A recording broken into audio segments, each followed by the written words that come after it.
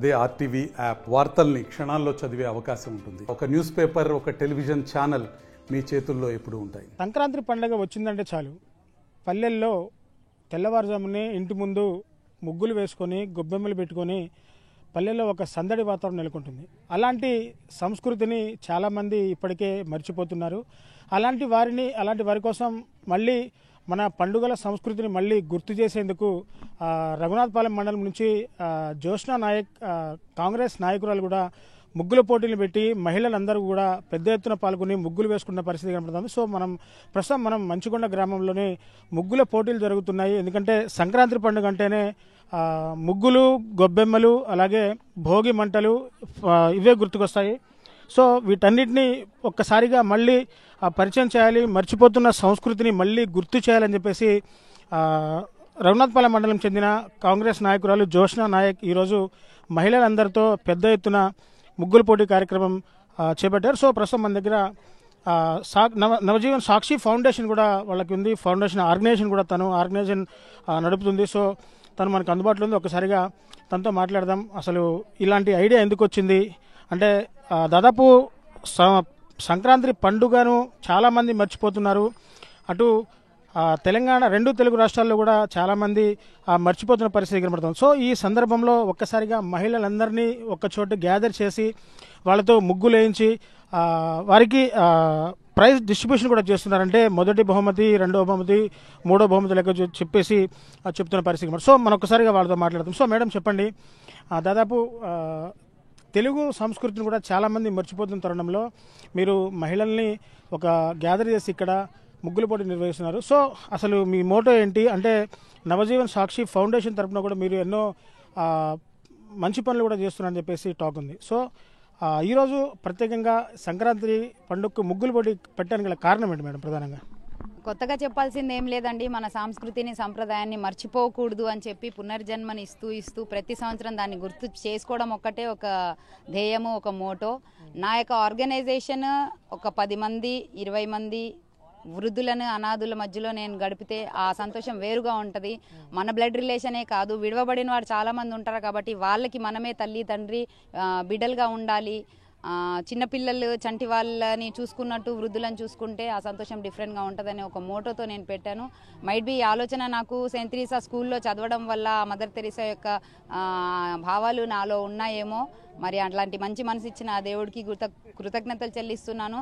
సమాజ సేవ చేయడానికి నాకు ఇట్టి అవకాశాన్ని ఇచ్చిన ఆ భగవంతునికే కృతజ్ఞతలు చెల్లిస్తూ ఉన్నాను. అంటే మేడం, మీరు రాష్ట్ర కాంగ్రెస్ పార్టీ నాయకత్వంలో కూడా మీరున్నారు. సో దాదాపు అంటే కాంగ్రెస్ పార్టీ తెలంగాణ రాష్ట్రంలో ఏర్పడిన తర్వాత మహిళలు, ఎస్పెషల్లీ మహిళలకు స్త్రీ శక్తి కూడా ఎదగాలి అని చెప్పేసి మహిళల కోసం ఎన్నో కార్యక్రమాలు చేస్తున్నారు. అంటే యాజ్ ఏ మహిళగా, కాంగ్రెస్ నాయకురాలుగా మీరు ఏమనుకుంటున్నారు?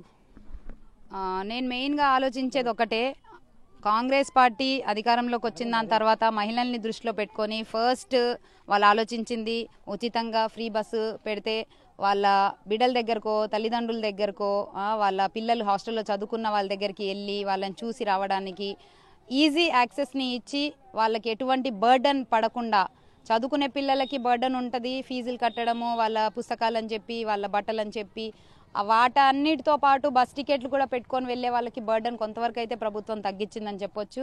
అదే కాకుండా స్త్రీని ఇంకా మనసులో పెట్టుకొని, మైండ్లో పెట్టుకొని వాళ్ళకి స్త్రీ శక్తి క్యాంటీన్స్ అని పెట్టడము, స్వయం ఉపాధి కల్పించే విషయంలో అనేక రకమైన స్మాల్ ఇండస్ట్రీస్ని పెట్టడానికి వాళ్ళు వాళ్ళకి డబ్బులు అందించడము, తక్కువ వడ్డీకి అందించడము, అవన్నీ చేయడం వల్ల స్త్రీలు కూడా ఈరోజు ఇంట్లలో కూర్చున్న వాళ్ళు, కూలీలకే పరిమితమైన వాళ్ళు కూడా అరే మన కాంగ్రెస్ గవర్నమెంట్ వచ్చిన దాని తర్వాత మనకి ఎంతో కొంత వాళ్ళు ఇన్వెస్ట్మెంట్ హెల్ప్ చేస్తున్నారు కాబట్టి మనం ఏదో ఒక కొత్త ఆలోచనతో వద్దామని చెప్పేసి ఇంతవరకు ఉన్న చాక్ పీస్ ప్రిపరేషన్ కావచ్చు, క్యాండిల్స్ ప్రిపరేషన్ కావచ్చు, లేకపోతే కుట్టు మిషన్ల విషయంలో కావచ్చు, అలా అక్కడ వరకే పరిమితమైన వాళ్ళు ఈరోజు కొంచెం బ్రాడ్ మైండ్తో ఆలోచించి మనం ఇంకో కొత్తది ఏదన్నా చేద్దాము అన్నట్టు కొత్త ఆలోచనలతో వచ్చి వాళ్ళు సొంత బిజినెస్ పెట్టుకొని వాళ్ళు బతికి వాళ్ళ కింద ఇంకో ఇద్దరిని బ్రతికించే అవకాశం కాంగ్రెస్ గవర్నమెంట్ కల్పించినందుకు నేను ఆ పార్టీలో ఒక రాష్ట్ర నాయకురాలుగా ఉన్నందుకు నేను చాలా గర్వపడుతున్నాను.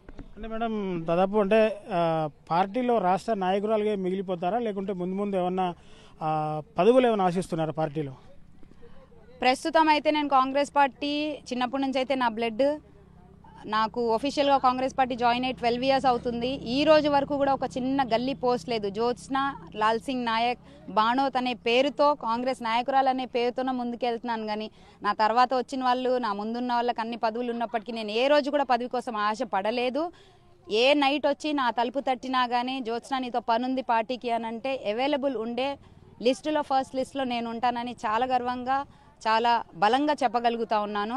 ఫ్యూచర్లో అవును నేను పార్టీలో పనిచేస్తున్నాను, నాకు ఒక మోటో ఉంది, నాకు ఒక ధ్యేయం ఉంది, నాకు ఒక గోల్ ఉంది. ఖచ్చితంగా ఆ గోల్ రీచ్ అవ్వాలనే దృష్టితో నేను ఉన్నాను. దాని అనుగుణంగా నేను ఎలా నడుచుకోవాలి, పార్టీలో ఎవరితో ఎలా ప్రవర్తించాలో అన్నీ కూడా నా దగ్గర ఉన్నాయి.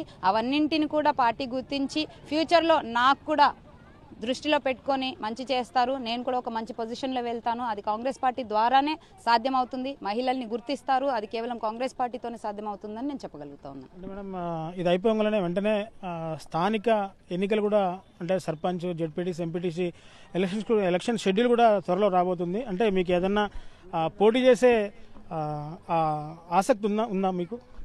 నాకు యాక్చువల్గా నా టార్గెట్ అయితే నేను ఓపెన్గా చెప్పాలి అని అంటే I have targeted only for the MLA.